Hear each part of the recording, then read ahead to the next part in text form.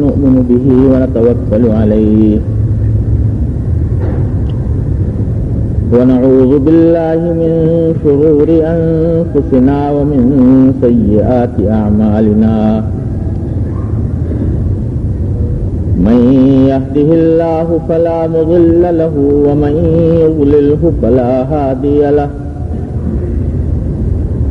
وأشهد أن لا إله إلا الله وحده لا شريك له وأشهد أن سيدنا وسندنا ونبينا ومولانا محمدا عبده ورسوله صلى الله تعالى عليه وعلى آله وأصحابه وبارك وسلم تسليما كثيرا كثيرا أما بعد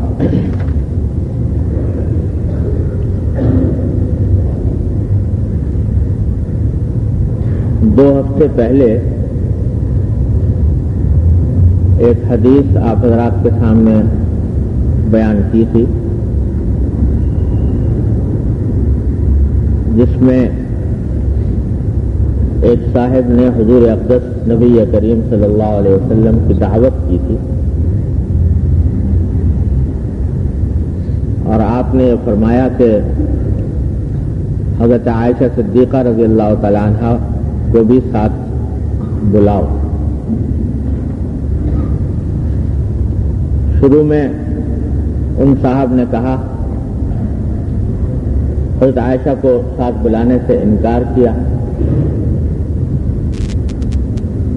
بعد میں پھر انہوں نے حضور اقدس صلی اللہ علیہ وسلم کے ساتھ حضرت عائشہ صدیقہ رضی اللہ تعالیٰ عنہا کو بھی دعوت دی تو آپ دعوت میں تشریف لے گئے. اس حدیث کا کچھ بیان 2 ہفتے پہلے ہوا تھا اور اس وقت میں نے عرض کیا تھا کہ دعوت بھی زندگی کے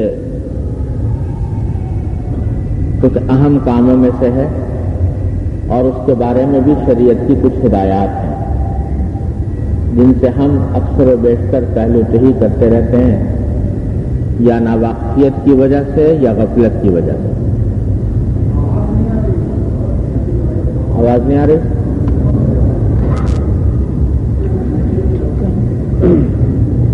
وہی ذرا دیکھیے.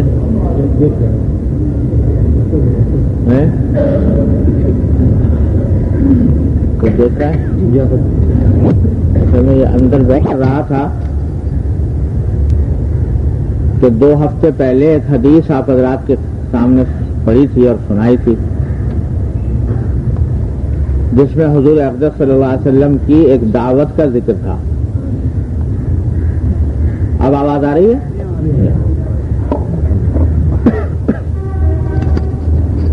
اس دعوت میں حضور اقدس صلی اللہ علیہ وسلم نے شروع میں حضرت عائشہ صدیقہ رضی اللہ تعالیٰ عنہا کو لے جانے کی شرط لگائی تھی اور صحابی نے اپنی سادگی کے ساتھ پھر دعوت اس شرط کو قبول نہیں کیا. بعد میں پھر حضرت عائشہ کو بھی مدعو کیا اور حضور اقدس صلی اللہ علیہ وسلم بھی تشریف لے گئے. تو اس مناسبت سے میں نے عرض کیا تھا کہ دعوت بھی کچھ شرعی احکام رکھتی ہے اور ہم لوگ یا ناواقفیت سے یا غفلت سے ان احکام کے اوپر عمل نہیں کرتے، اس کی وجہ سے شریعت کی مخالفت ہوتی ہے. یہ تو آپ نے سنا ہوگا کہ حضور اقدس نبی کریم سرور دو عالم صلی اللہ علیہ وسلم نے ارشاد فرمایا کہ دعوت قبول کرنا یہ ایک مسلمان کا دوسرے مسلمان پر حق ہے. فرمایا کہ ہر مسلمان کے دوسرے مسلمان پر 7 حقوق ہیں. ایک یہ کہ جب وہ سلام کرے تو اس کا جواب دے. دوسرا یہ کہ جب اس کو چھینک آئے اور وہ الحمدللہ کہے تو یہ اس کے جواب میں یرحمک اللہ کہے. چوتھے یہ کہ جب وہ کوئی اس کو دعوت دے تو یہ اس کو قبول کرے. پانچویں یہ کہ وہ اگر بیمار ہو تو اس کی عیادت کرے. اور چھٹے یہ کہ جب اس کا انتقال ہو جائے تو اس کے جنازے میں شریک ہو. یہ حقوق ہیں ہر مسلمان کے دوسرے مسلمان کے ذمہ. ان حقوق میں سے ایک حق بیان فرمایا دعوت کا قبول کرنا، کہ کوئی مسلمان محبت سے آپ کی دعوت کرنا چاہ رہا ہے تو اس کا حق ہے کہ اس کو قبول کیا جائے.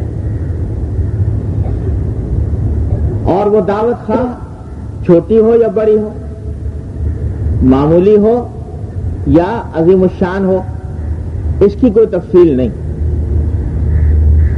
یہاں تک کہ اگر کوئی شخص صرف ایک پانی پلانے کی دعوت دے تو وہ بھی اس میں داخل ہے، اجابت الدعوہ میں، دعوت کو قبول کرنے میں.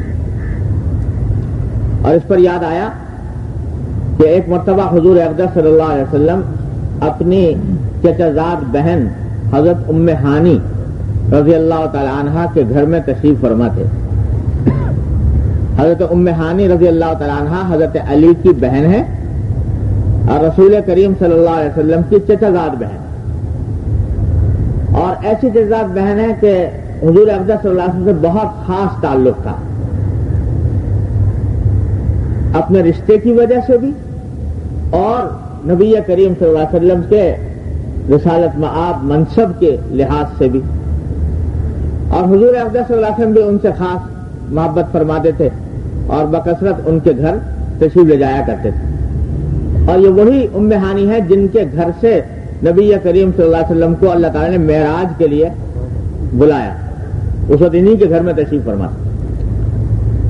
تو ایک مرتبہ حضور اقدس صلی اللہ علیہ وسلم ان کے گھر میں تشریف فرما تھے اور آپ نے پانی پیا. پانی پی کر وہ پانی حضرت ام ہانی رضی اللہ تعالیٰ عنہ کو عطا فرمایا. تو حضرت ام ہانی رضی اللہ تعالیٰ عنہ نے فوراً وہ پانی پی لیا اور پینے کے بعد پھر حضور اقدس صلی اللہ علیہ وسلم سے عرض کیا کہ یا رسول اللہ مجھ سے ایک گناہ ہو گیا، میرے لیے استغفار کر دی. حضور اقدس صلی اللہ علیہ وسلم نے پوچھا کیا گناہ ہوا؟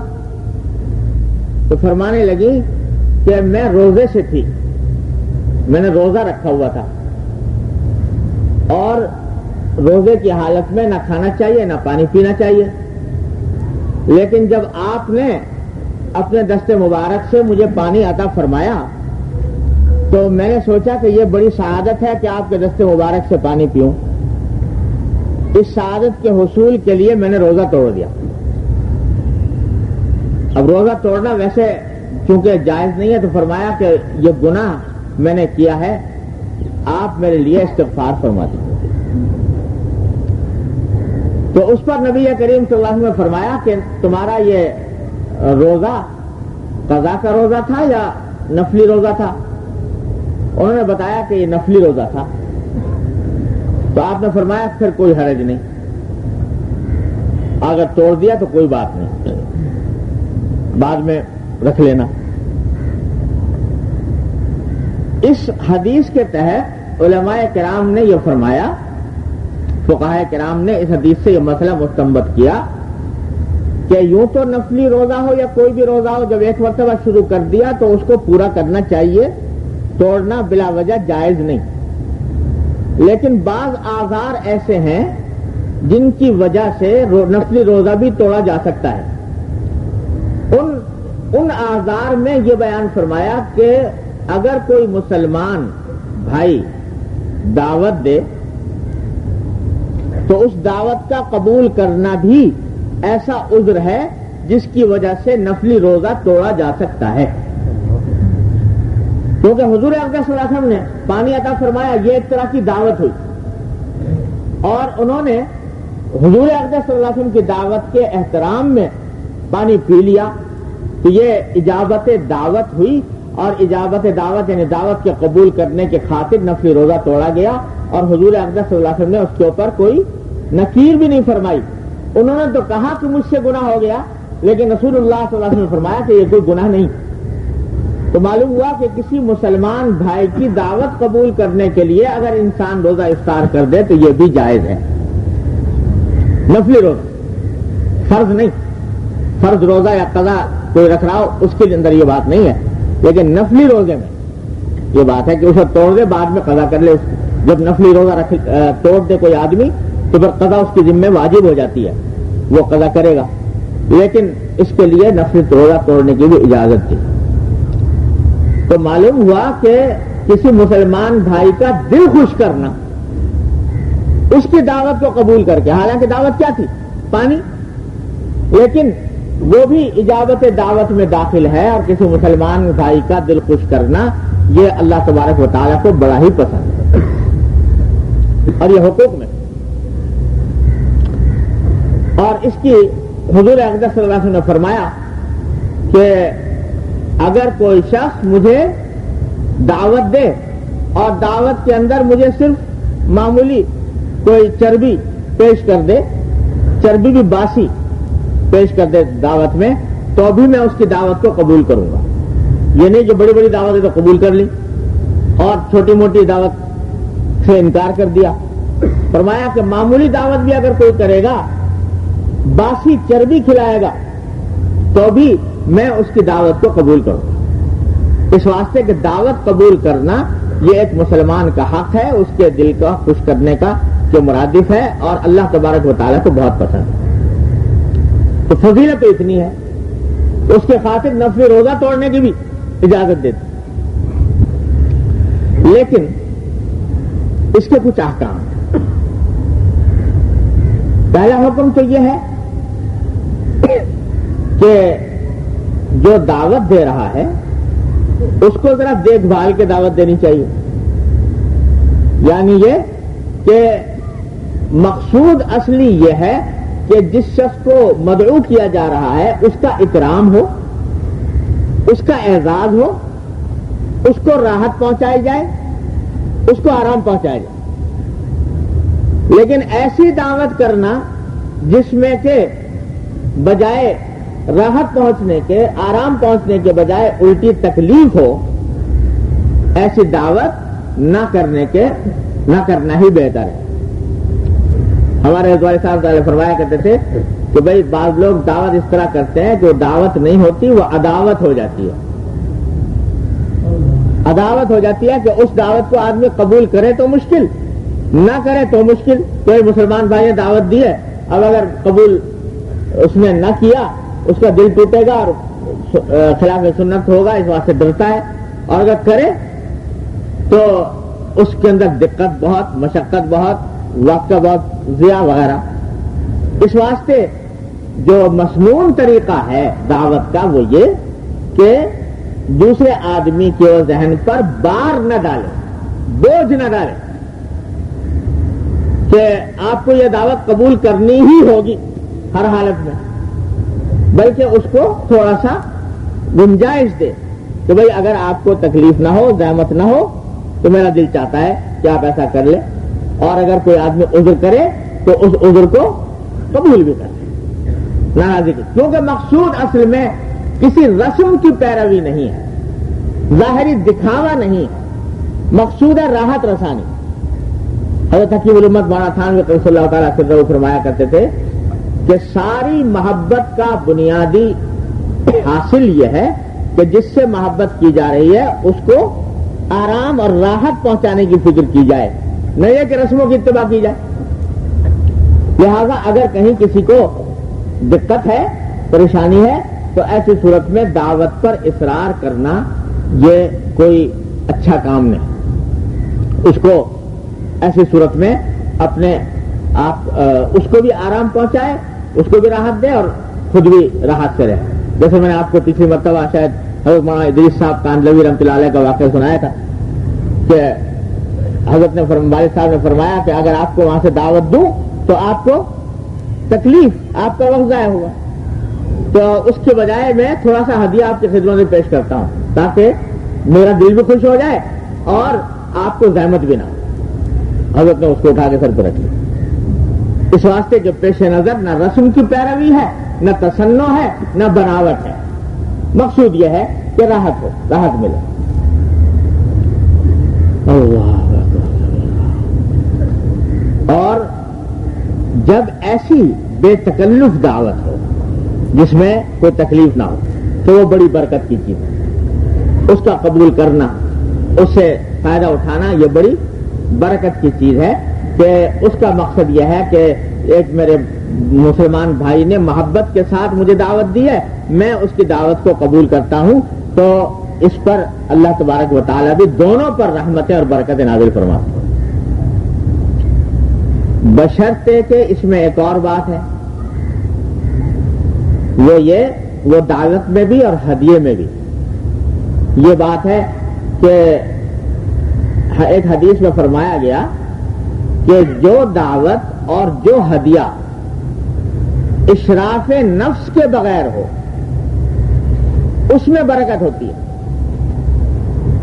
اور اشراف نفس کے ساتھ ہو تو اس میں برکت نہیں ہوتی۔ اشراف نفس کیا مطلب؟ اشراف نفس کے معنی یہ ہے کہ جس شخص کی دعوت کی جا رہی ہے یا جس کو ہدیہ پیش کیا جا رہا ہے وہ پہلے سے انتظار میں ہے اور اس کا دل لگا ہوا ہے اور اس کے دل میں ایک ہرس پیدا ہو رہی ہے کہ یہ مجھے ہدیہ دے یا یہ میری دعوت کرے، یہ انتظار جو ہے یہ کہلاتا ہے اشراف نفس۔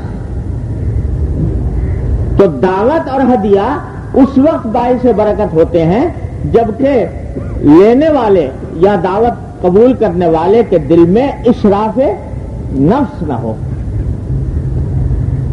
انتظار میں بیٹھا ہے کہ دل میں کچھ آ گیا خیال کہ بھئی فلاں شخص دعوت کرے گا، اب انتظار میں بیٹھا ہے کہ وہ میری دعوت کرے، اور اگر نہ کرے تو دل میں رنج ہو، تکلیف ہو کہ میری توقع اس نے پوری نہیں کی، یا میرا ہدیہ دینے کا طبیعت میں خیال آ گیا کہ فلاں شخص ہدیہ دے گا، تو اس صورت میں انتظار میں بیٹھا ہے۔ یہ انتظار کے ساتھ جب دعوت اور ہدیہ ہوگا تو اس میں برکت نہیں، ناجائز تو نہیں، حرام تو نہیں، لیکن برکت نہیں، برکت ہے وہ جو بغیر اشراف نفس۔ چنانچہ بزرگ جو ہیں ہمارے بزرگان دین وہ اس بات کا اہتمام کرتے رہے کہ بھئی ہدیہ قبول کرنے اور دعوت میں اشراف نفس کی آمیزش نہ ہو۔ ایک بزرگ کا واقعہ حضرت نے فرمایا، حضرت صلی اللہ علیہ وسلم نے، کہ ایک مرتبہ ایک بزرگ تھے، اللہ والے بزرگ تھے، وہ اپنی مجلس میں بیٹھے ہوئے تھے اور لوگ استفادے کے لیے آئے ہوئے تھے۔ ایک ان کے مریدین میں سے کسی نے چہرے پر آثار ایسے دیکھے کہ جیسے وہ بھوک کے آثار ہیں، اور واقعہ یہ ہے کہ بزرگ کو فاقہ تھا، اس وقت کھانا نہیں کھایا تھا، فاقے کی حالت میں تھے۔ تو ایک مرید نے دیکھا کہ میرے شیخ یا میرے بزرگ کے چہرے پر بھوک کے آثار ہیں، تو دل میں خیال پیدا ہوا کہ میں حضرت کی خدمت میں کھانا لا کر پیش کروں۔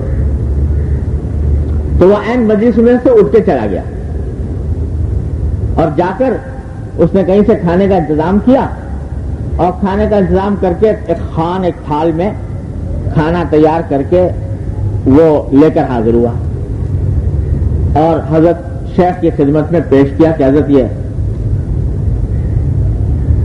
تو شیخ نے کہا نہیں بھائی میں نہیں کھاتا، کھانا کھانے سے انکار کر۔ شاگرد بھی شیخ کا شاگرد تھا، وہ اس وقت چلا گیا، وہ اصرار نہیں کیا کہ نہیں حضرت ضرور کھائیے، چلا گیا، جا کر نظروں سے اوجھل ہو گیا، نظروں سے اوجھل ہو کر پھر دوبارہ آیا اور دوبارہ لا کر خدمت میں پیش کیا کہ حضرت اب تناول فرما لیجیے۔ انہوں نے کہا ٹھیک ہے اب کھا لیتا ہوں، کھا لیا۔ بات کیا تھی کہ شیخ نے سے کسی نے پوچھا بعد میں کہ پہلی مرتبہ تو آپ نے انکار کر دیا تھا، دوسری مرتبہ آپ نے کھا لیا، کیا بات ہوئی؟ فرمایا کہ پہلی بار جو یہ لایا تھا یہ اٹھ کے گیا تھا میرے سامنے مجلس سے. اس کے مجلس سے اٹھ کر جانے سے میرے دل میں یہ خیال پیدا ہوا کہ شاید یہ کچھ کھانے کا انتظام کرنے کے لیے گیا ہے. اس کی وجہ سے طبیعت میں ایک انتظار ہو گیا, اشراف نفس پیدا ہو گیا.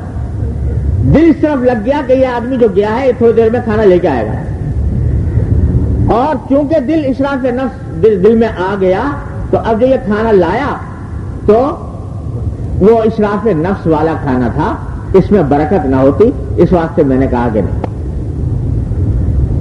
مرید بھی سمجھ گیا یہ بات کہ شیخ نے غالباً اس وجہ سے انکار کیا ہے, لہذا اس وقت لے گیا. لیکن جب لے گیا اب تو کوئی انتظار رہا نہیں, واپس لے گیا.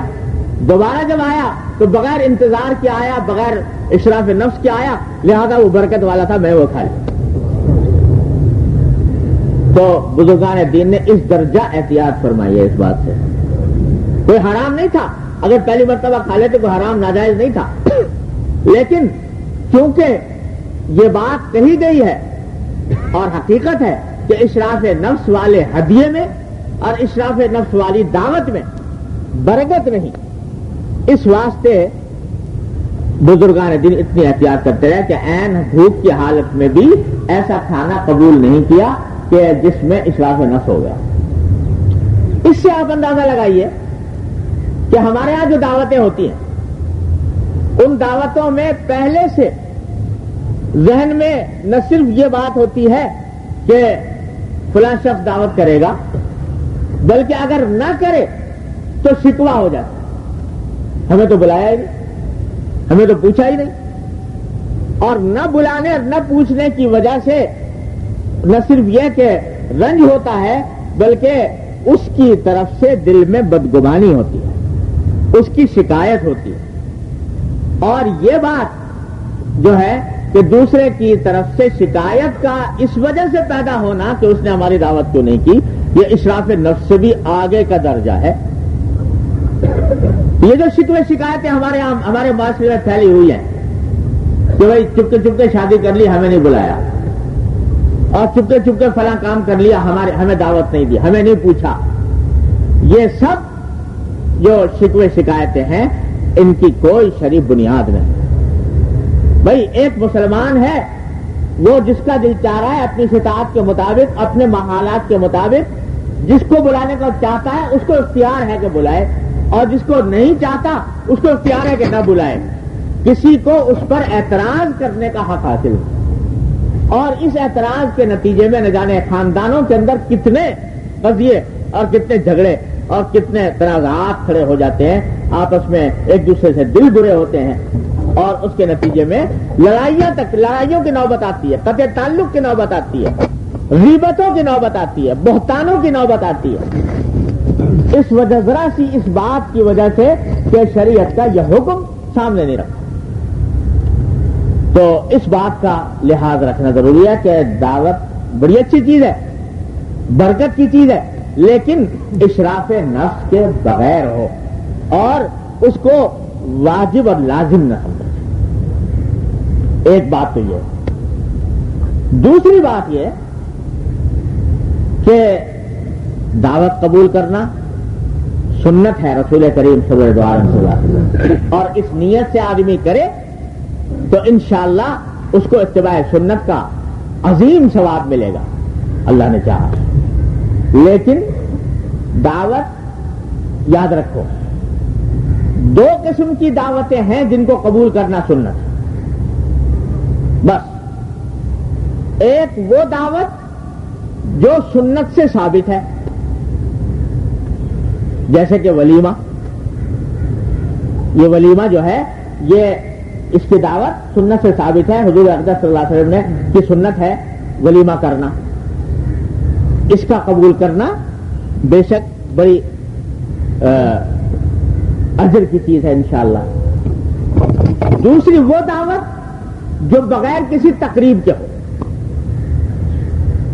یعنی ذہن میں کوئی خاص وجہ نہیں ہے, لیکن ایسا ہی دل چاہ گیا کہ بھائی اپنے دوستوں کو بلا لوں, اپنے عزیزوں کو بلا لوں, چاہے کسی خوشی کی بنیاد پر، کوئی امتحان میں کامیاب ہو گیا، کوئی کچھ ہو گیا، کچھ اس قسم کا کوئی خوشی کی بات ہو گئی، اپنے خواہش سے، اپنے شوق سے، اپنی محبت سے، بغیر کسی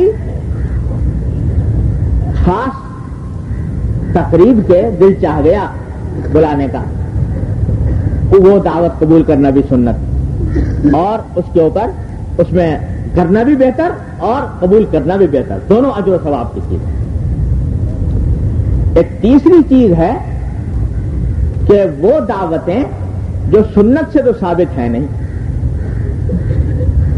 سنت سے ثابت تو ہے نہیں، مباح ہے، لیکن ان کو رسم بنا لیا گیا، اور ایسی رسم بنا لیا گیا کہ آدمی باوجود غیر مسنون ہونے کے اس کے کرنے پر مجبور ہے معاشرے کے دباؤ سے،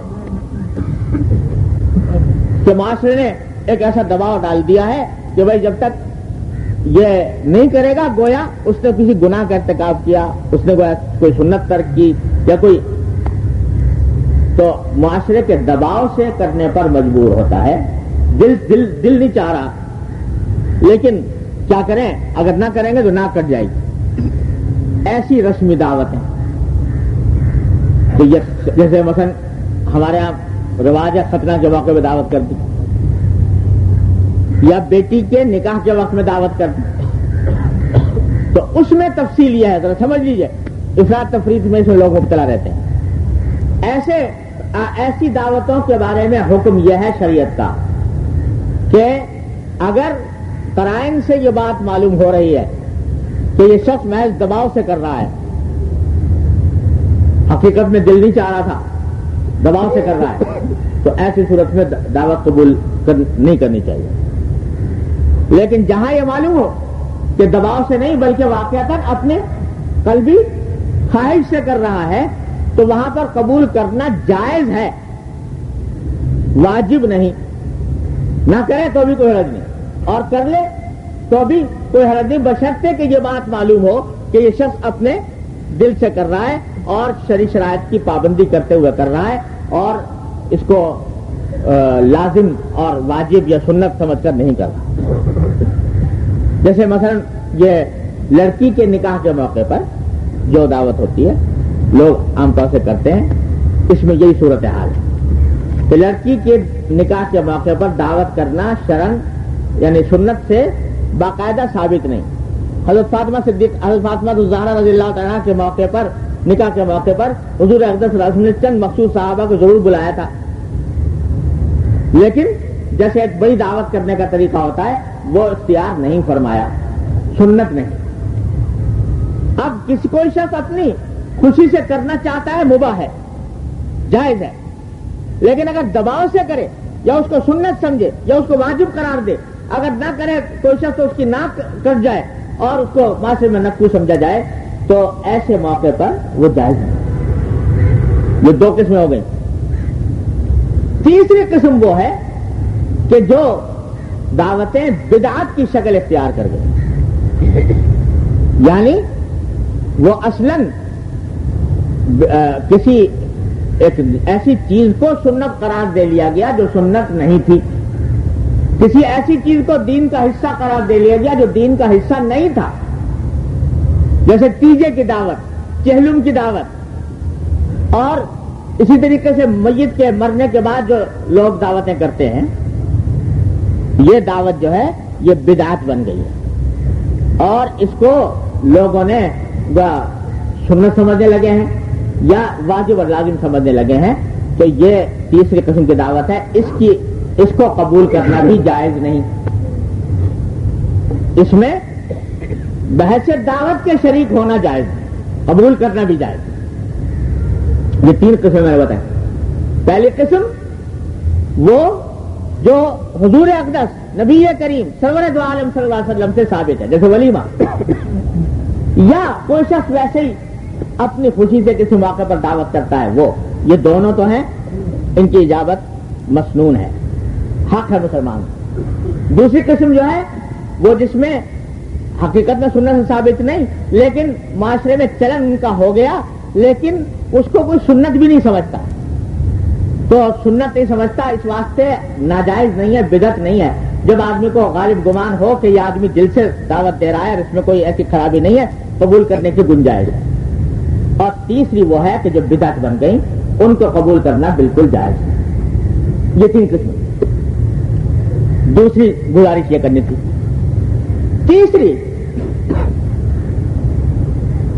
تیسری بات دعوت کے سلسلے میں یہ ہے کہ چاہے وہ ولیمے ہی کے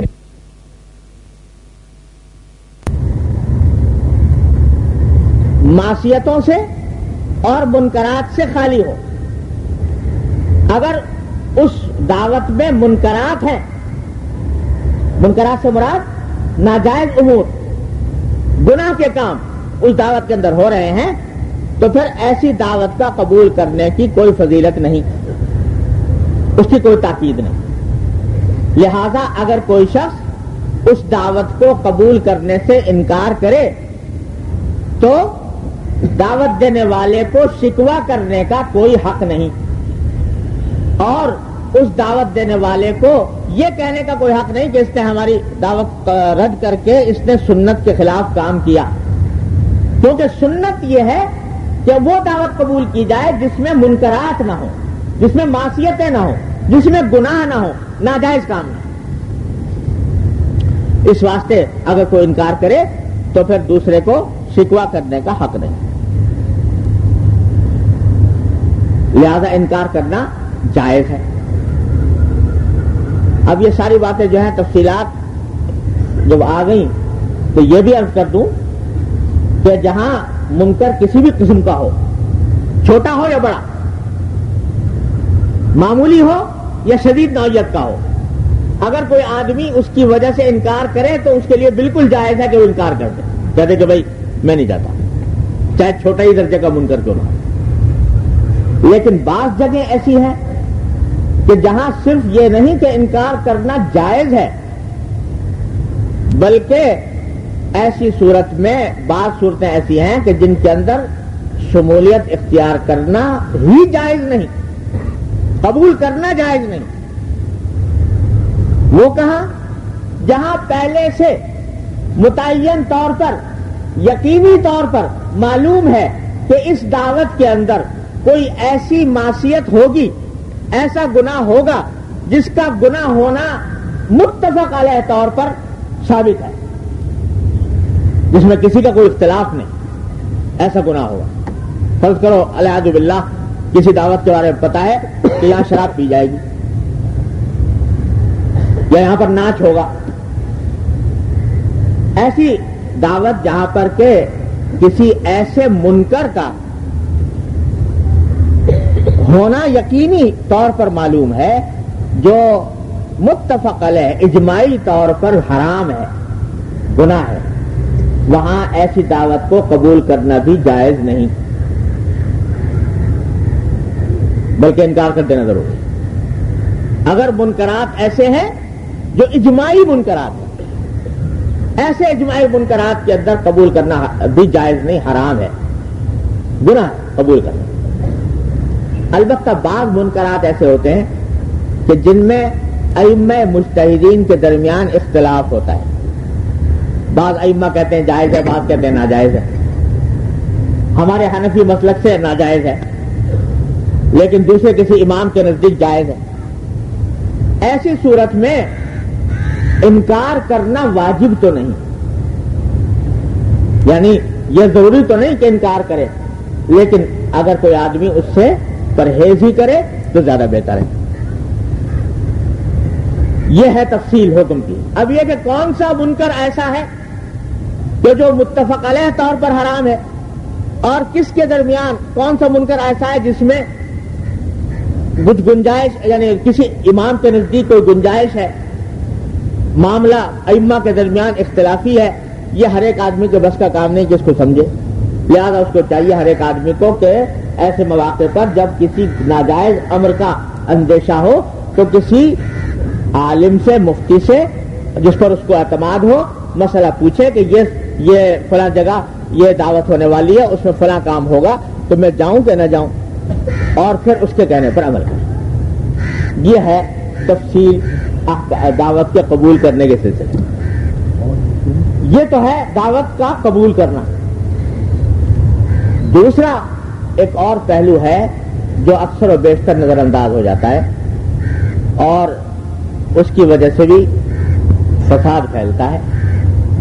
وہ یہ کہ جس طرح دعوت قبول کرنا سنت ہے، اسی طرح مہمان کا اکرام بھی سنت ہے.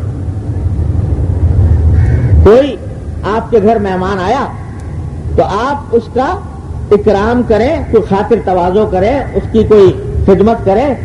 یہ بڑی فضیلت کی چیز ہے. اور حضرت ابراہیم خلیل اللہ علیہ السلام کی سنتوں میں سے ہے مہمانوں کا اکرام کرنا. اور حضور اقدس نبی کریم سرور عالم صلی اللہ علیہ وسلم کی سنت ہے کہ آپ اپنے مہمان کا اکرام فرماتے تھے اور حتی الامکان کو اس کی کوئی خاطر مدارات، اس کی کوئی خدمت کرنے کی کوشش فرماتے تھے. لیکن لوگ یہ تو سمجھتے ہیں آج کل کہ بھائی میزبان کے ذمے مہمان کی خدمت ہے اور اس کی خاطر تواضع ہے، اس کو تو کچھ سمجھ بھی لیتے ہیں. لیکن خود مہمان کے ذمے بھی کچھ حقوق ہے میزبان کے. یہ بات اکثر و بیشتر لوگوں کے تصور میں نہیں آتی. بھائی ہم تو مہمان ہو کر گئے فلاں کے گھر، تو اب سارے حقوق ہمارے ہیں، میزبان کا کوئی حق نہیں. لہٰذا اس کو جس طرح چاہو ستاؤ میزبان کو، اور اس کو نہیں سمجھتے کہ یہ کتنے گناہ کا ارتکاب ہو رہا ہے. دیکھو قرآن کریم نے پورے 2 رکوع نازل کیے ہیں سورہ نور میں. کہا ہے کہ مہمان جانے والے مہمان کے آداب کے، جو مہمان کسی کے گھر جا رہا ہے، استئذان کہ جو جب کسی کے گھر جا رہے ہو تو اجازت لے کر جاؤ. استئذان کے لیے 2 رکوع نازل فرمائے ہیں قرآن نے پورے. معمولی بات نہیں ہے. قرآن نے بڑے سنگین جرائم کے لیے بعض اوقات ایک جملہ بولا ہے. بڑے سنگین جرائم کے لیے، بڑے فرائض کے لیے ایک جملے کے اندر بات کہہ دی ہے. لیکن اس کے اوپر 2 رکوع نازل فرمائے سورہ نور میں کہ جب کسی کے گھر جاؤ تو جانے سے پہلے اجازت طلب کرو. اجازت طلب کرو، اس بات کی اجازت طلب کرو کہ کیا میرا اس وقت میں آنا آپ کے لیے مناسب ہے. ایسا تو نہیں کہ میرے آنے سے آپ کو تکلیف ہو، آپ کے معمولات میں کوئی خلل واقع ہو، آپ کو کوئی پریشانی اٹھانی پڑے. پہلے سے پوچھ کے جاؤ. اور فرمایا گا ان قیل لکم ارجعوا فارجعوا هو ازکیٰ لکم. اگر میزبان یہ کہتے کہ بھئی اس وقت معاف کیجیے گا، مجھے کچھ عذر ہے، اس وقت میں آپ سے نہیں مل سکتا، فرمایا واپس لوٹ جاؤ، یہی تمہارے لیے بہتر ہے. یہ نہیں کہ برا مان کے بیٹھ گیا کہ صاحب ہم تو آپ کے گھر آئے تھے، آپ نے کہہ دیا نہیں ہم نہیں ملتے. بلکہ قرآن کہتا ہے اگر وہ کہتے صاحب کھانا کہ نہیں میں اس وقت نہیں مل سکتا تو چلے جاؤ، ہوا ازکیٰ لکم، یہ تمہارے لیے زیادہ پاکی اور صفائی کا سبب ہے. یہاں تک سنیے کہ حدیث میں آتا ہے کہ حضور اقدس صلی اللہ علیہ وسلم نے فرمایا کہ جب کوئی شخص کسی کے گھر جائے ملنے کے لیے تو 3 مرتبہ اجازت طلب کرے. اور اجازت طلب کرنے کا مسنون طریقہ ہے السلام علیکم کہنا. السلام علیکم ورحمۃ اللہ کہہ کے کہنے کا معنی یہ ہے، باہر سے جب کچھ السلام علیکم کہہ رہا ہے اس کے معنی یہ ہے کہ وہ اندر والے سے اجازت طلب کر رہا ہے کہ میں آ جاؤں کہ نہیں. تو حضور اقدس صلی اللہ علیہ وسلم کا خود عمل بھی اسی پر تھا. جب کہیں تشریف لے جاتے تو 3 مرتبہ سلام کرتے تھے. ایک مرتبہ کہا السلام علیکم ورحمۃ اللہ، مقصد یہ تھا کہ جو صاحب خانہ ہے وہ آواز سن کر اجازت دے دے اور آ جائے اور آنے کے لیے فرمائش کرے. لیکن اندر سے کوئی جواب ہی نہیں آیا. آپ نے تھوڑی دیر ٹھہر کر دوبارہ فرمایا السلام علیکم ورحمۃ اللہ، پھر جواب نہیں آیا. پھر تھوڑی دیر ٹھہر کے تیسری مرتبہ فرمایا السلام علیکم ورحمۃ اللہ. تیسری بار بھی جواب نہیں آیا. اور حکم سب کو دے رکھا ہے کہ بھائی 3 مرتبہ اجازت طلب کرو. اگر 3 مرتبہ معلوم ہوا کہ پتا ہے کہ صاحب خانہ نے سن لیا، اس کے باوجود 3 مرتبہ اجازت طلب کرنے کے باوجود وہ اجازت نہیں دے رہا، تو اس کے معنی یہ ہے کہ وہ ملنا نہیں چاہتا، لہذا واپس چلے جاؤ. تو حضور اقدس صلی اللہ علیہ وسلم نے 3 مرتبہ سلام کرنے کے بعد جب آواز نہ آئی، جواب نہ ملا، تو واپس تشریف لے جانا. اب جو صحابی جن سے ملنے گئے تھے انہوں نے دیکھا کہ تھوڑی دیر کے بعد کہ آواز بند ہو گئی، تو گھبرا کر باہر نکلے. دیکھا حضور اقدس صلی اللہ علیہ وسلم باہر تشریف لے جا رہے ہیں، تو جلدی سے جا کر معذرت کی اور عرض کیا کہ حضرت معاف کیجیے گا، میرے ذہن میں کچھ اور ہی خیال آ گیا، اس کی وجہ سے میں نے جواب نہیں دیا تھا. حضور نے پوچھا کیا بات ہوئی؟ فرمایا کہ جب آپ نے فرمایا السلام علیکم ورحمۃ اللہ، تو اس کے معنی کیا ہے کہ اللہ کی سلامتی تم پر نازل ہو، اللہ کی رحمت نازل ہو، اللہ کی برکتیں نازل ہو. آپ کی طرف سے ایک دعا ملی مجھے، تو میرے دماغ میں یہ بات آئی کہ اگر میں فوراً نکل آیا تو پھر دوسری مرتبہ نہیں ملے گی یہ دعا. اس واسطے میں تھوڑی دیر بیٹھا رہا تاکہ آپ بار بار مجھے یہ دعا دیتے رہے. تو اس واسطے میں باہر نہیں نکلا تھا تاکہ آپ کی دعائیں مل جاتی. اب صحابہ کرام کے بھی اپنے اپنے مدارک ہوتے ہیں. اس وقت ذہن پر یہ بات آ گئی کہ حضور اقدس صلی اللہ علیہ وسلم کی دعائیں لے لو جتنی لینی ہے، اور باہر نکلنے سے بند ہو جائیں گی. یہ خیال نہ آیا کہ حضور باہر کھڑے انتظار کر رہے ہیں. تو حضور نے فرمایا کہ میں نے تو بھائی تمہیں 3 مرتبہ تم سے اجازت لی، جب حکم یہ ہے کہ جب 3 مرتبہ اجازت نہیں ملی تو میں واپس چلا گیا. حضور اقدس صلی اللہ علیہ وسلم نے اس موقع پر بھی کوئی ناگواری کا اظہار نہیں کیا کہ بھائی تم نے ہمیں اجازت نہیں دی. آپ تو سیدھے واپس اسے تشریف لے گئے کہ بھائی سیدھا سا حکم یہ ہے کہ جب تم کسی سے ملنے جا رہے ہو تو تمہارا کوئی قرضہ نہیں آتا اس کے اوپر کہ ضروری تمہیں اجازت دے. اگر اس نے اجازت نہیں دی تو حکم یہی ہے کہ واپس چلے جاؤ. ان قیل لکم ارجعوا فارجعوا هو ازکی لکم. یہ ہے حکم. اس کو ضرور چاہیے صاحب خانہ کو کہ بلا وجہ آنے والے مہمان کو تکلیف نہ ہونے دے اور اس کو بلائے، لیکن اس کا فرض یہ ہے کہ اگر اس کو کہہ دیا گیا ہے یا اجازت نہیں دی گئی تو واپس چلا. استئذان اجازت، اور یہ اجازت کا حکم صرف داخلے کے لیے، گھر میں داخل ہونے کے لیے، گھر میں داخل ہونے کے لیے اجازت طلب کرنا ہے. یہاں تک فرمایا حضور اقدس صلی اللہ علیہ وسلم نے کہ ایسا نہ کرو کہ کسی کے گھر میں اجازت طلب کر رہا ہے تو اسی وقت جھانک بھی رہا ہو اندر، اس لیے کہ جو جھانک رہا ہے وہ فرمایا وہ تو داخل ہو گیا اندر، لہذا بغیر اجازت کے جھانکنا بھی جائز نہیں. اور یہاں تک ایک مرتبہ ہوا کہ ایک صاحب ایک مرتبہ اجازت لینے کے لیے آئے حضور اقدس صلی اللہ علیہ وسلم کے مکان مبارک پر، دیکھا کہ وہ جھانک رہے ہیں تو آپ کے ہاتھ میں ایک سلائی تھی. آپ نے فرمایا کہ تمہارا یہ عمل ایسا ہے کہ میرا دل چاہا کہ اس سلائی سے تمہاری آنکھ پھوڑ دی جائے، اس واسطے کہ کسی کے گھر میں بغیر اجازت کے جھانکنا یہ جائز نہیں، حرام ہے. یہاں تک استئذان کی تاکید ہے. یہ تو صرف داخل ہونے کے لیے، اور اگر کچھ کھانے پینے کا بھی سلسلہ ہو تو اس میں تو بطریق اولا کہ اگر فرض کرو کسی کے گھر ایسے وقت جا رہے ہو جبکہ کھانے کا وقت ہے اور اس کو اندازہ نہیں کہ تم آ جاؤ گے، تو اس کے ذہن پر آپ نے ایک بوجھ ڈال دیا کہ بے وقت کھانے کے وقت میں بغیر کسی اطلاع کے، بغیر کسی پہلے سے نوٹس دیے پہنچ گئے. بعض لوگ ہوتے ہیں کہ خیال ہی نہیں ہوتا، پورا کا پورا قبیلہ ایک دم سے گھر پہنچ گیا اور کسی کو پتا نہیں کہ یہ آنے والے ہیں اور کھانے کا وقت ہے. میرے والد ماجد قدس اللہ تعالیٰ سے اللہ تعالیٰ ان کے درجات بلند فرمائے، وہ فرمایا کرتے تھے کہ اپنے بھائی کے گھر بھی جاؤ، اپنے حقیقی بھائی، اپنے حقیقی بہن، بالکل قریبی عزیز، باپ بیٹے کے گھر جائے تو وہ بھی ایسا نہ کرے کہ اس کو تشویش میں یا اس کو پریشانی میں مبتلا کرے. پہلے سے اطلاع کرو، اور پہلے سے اطلاع کیے بغیر گھر میں مت جاؤ. اگر بالفرض بغیر اطلاع کیے چلے گئے تو اور وہ کسی پریشانی میں مبتلا ہوا، تکلیف اس نے اٹھائی، تو یہ ایذائے مسلم کا گناہ ہے، اور ایذائے مسلم ایک گناہ کبیرہ.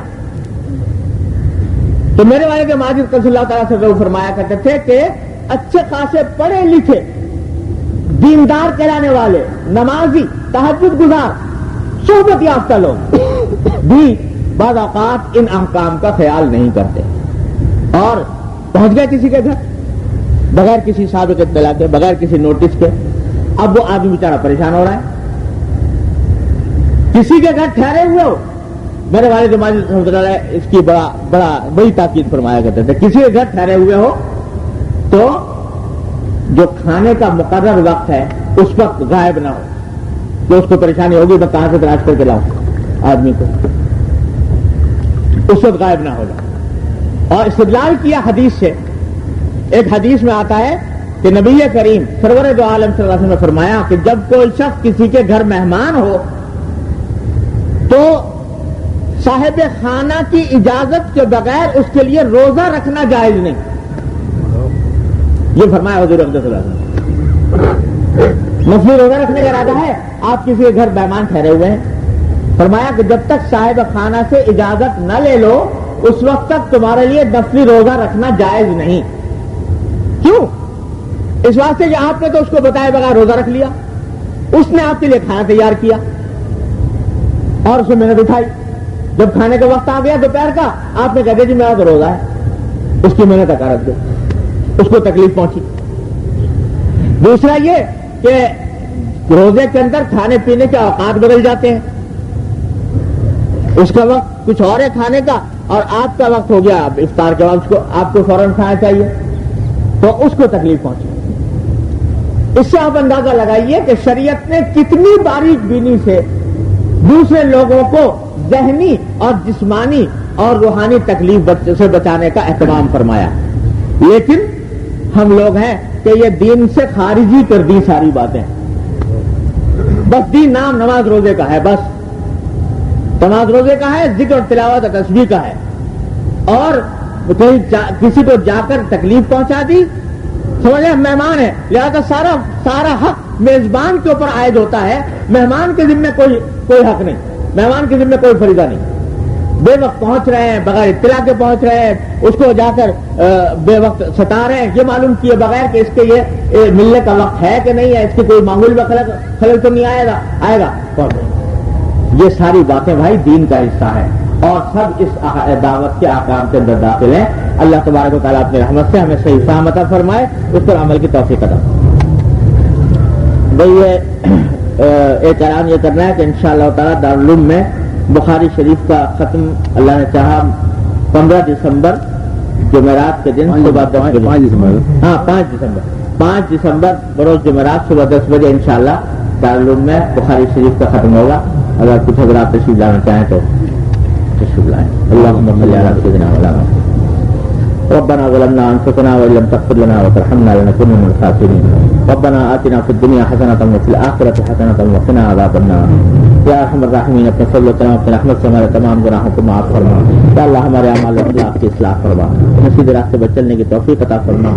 یا اللہ دین کی صحیح فہم عطا فرما، اس پر عمل کی توفیق عطا فرما، اس پر استقامت عطا فرما. یا اللہ ہر طرح کے شر و فتنے سے ہماری حفاظت فرما، ہر طرح کے معصیتوں سے گناہوں سے